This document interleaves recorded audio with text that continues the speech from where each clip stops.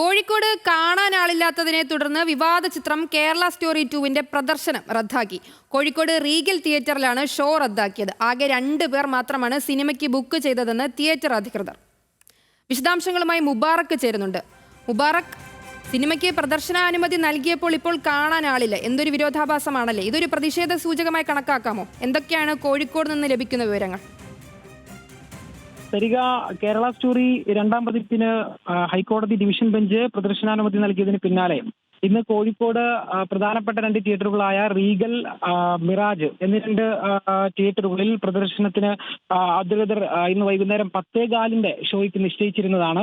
എന്നാൽ അതിൽ Regal cinemas പറയുന്നൊരു വിശദീകരണം നമ്മൾ അവരുമായിട്ട് ബന്ധപ്പെട്ടപ്പോൾ പറയുന്നത് വെച്ചാൽ സിനിമ കാണാൻ ആളില്ല, 2 ആളുകൾ മാത്രമാണ് ഓൺലൈനായി ബുക്ക് ചെയ്തിരുന്നത്.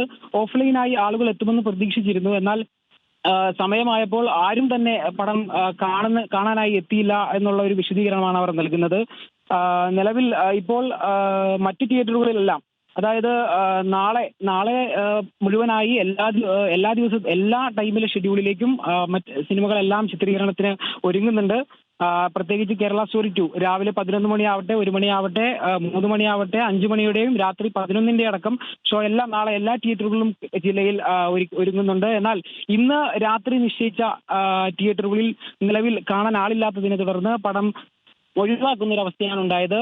നിലവിൽ നാളത്തെ ഷെഡ്യൂൾ പരിശോധിക്കുമ്പോഴും ഇതുവരെ ഓൺലൈനായി യാതൊരുവിധ ബുക്കിങ്ങുകളും ഇതുവരെ നടന്നിട്ടില്ല എന്നുള്ളൊരു വിശദീകരണമാണ് നമുക്ക് തിയേറ്റർ അധികൃതരുടെ ഭാഗത്തുനിന്ന് ഉണ്ടാവുന്നത്. സരിക.